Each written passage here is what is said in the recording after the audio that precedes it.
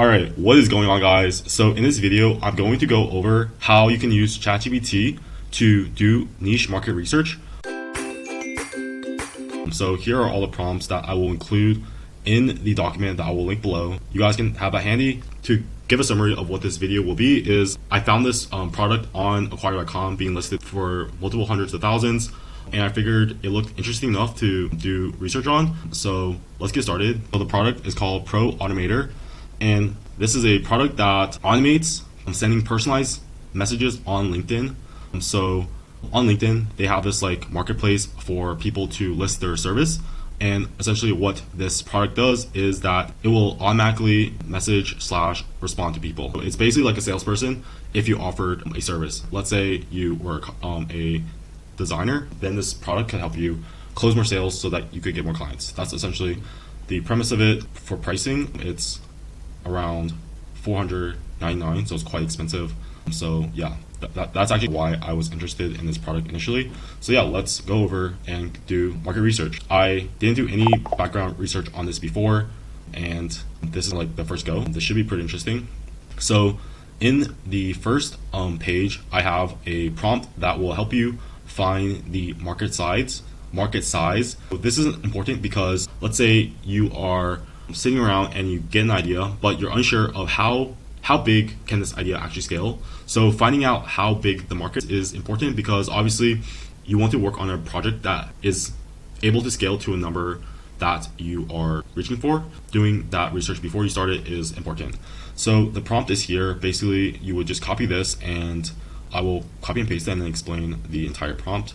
And so you paste in here, and then there is a portion of the prompt where you would just put more information of your product. So let me edit this actually. Here, you would just put the pain point or product. So this is the only part that you need to edit. So you just go here. What I like to do is I just copy and paste the description itself of the product. Typically, they will have a headline and a subheadline. So if you just copy the subheadline, whatever makes more sense, then that should be good enough. So just copy this here.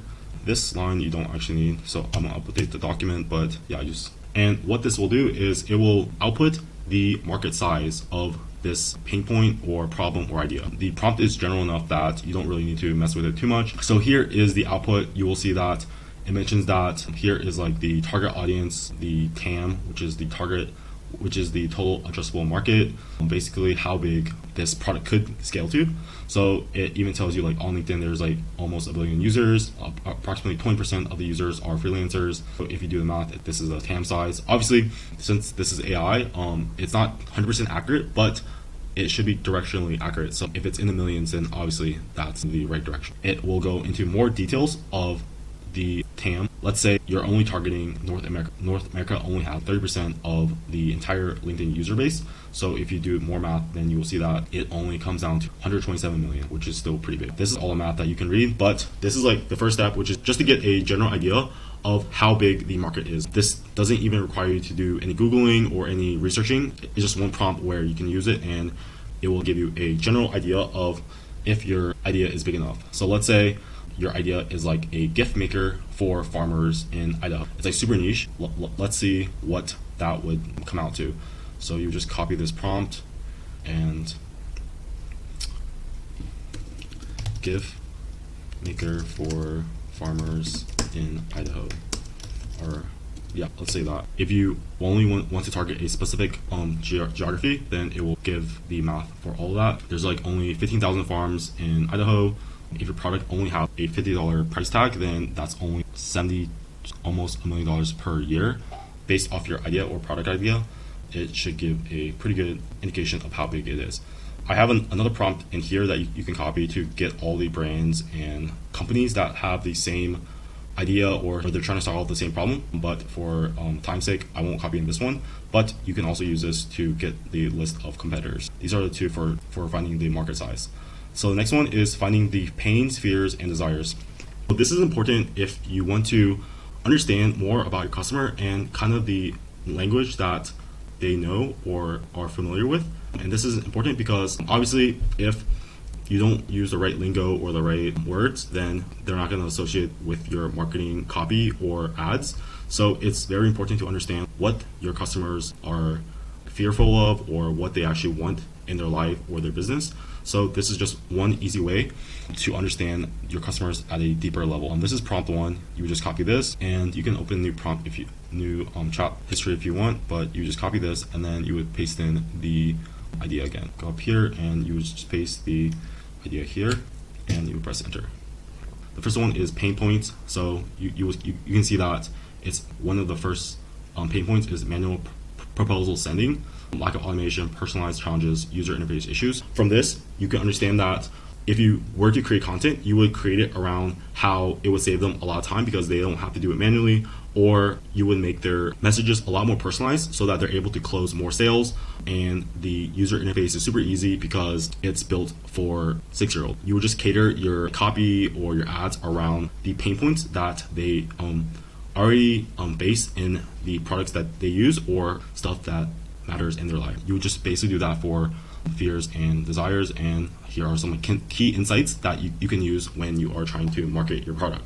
So this is a pretty key one that you want to do before you actually build a product, because if you're unable to create content or create ads that are able to reflect these desires, fears, or pains, then obviously it's going to be a bit harder to sell your product, right? This is just really key to understand before you start building and selling your product.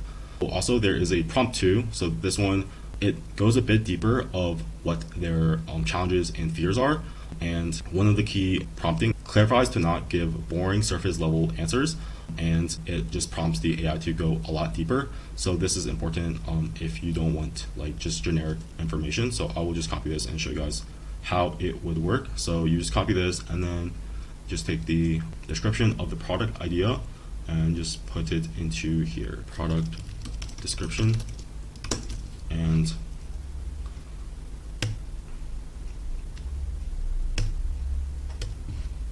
you will see that here are all the objections that your customer may have. The first one, I'm worried automated proposals won't have the personal touch I need to win clients. And then this is your messaging or copy that you would use, which is basically the messages are personalized to what you would say, and it's all tailored, and it's not done in a spam way. It does that for 10 different examples. The second prompt just goes into the fears and pains into a lot more detail.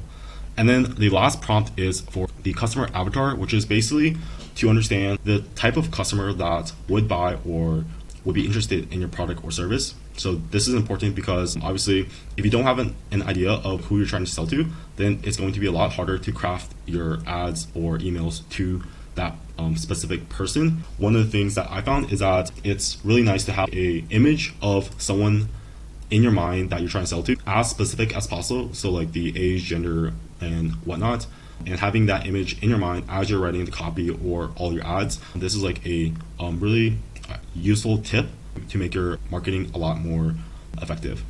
So the first prompt, you would just copy this, and you can make a new chat history if you want. Just copy this here, and then again you would just copy the description of the app and put it here. Press enter. So yeah, it gives you people that may be interested in your product. This one here, mid-30s to 40s. They're a coach. They're likely married. They're urban. They live in urban America. Here are some of the role models. This is pretty useful because if you're trying to create content on YouTube, for example, you can use these people on your thumbnails, right? It's people that they already trust and view as authority that you can use in your marketing content to steal some of the authority. Here are the hobbies and interests, and this is pretty useful because if you can find Facebook groups or subreddits where these people might just hang out, then that's a conventional way for you to reach them. Here are other lifestyles, values, goals, aspirations, challenges, and whatnot. So yeah, it just gives you a really deep understanding of what actually inspires or motivates your customer. And this one only gives one example, but what you can do in ChatGPT is you can just ask it to give 3 more personas, and it will just give you more examples of all of these. I don't want this video to go too long, so I will link this down below. And if you guys have any questions, I will make a follow-up video. See you guys.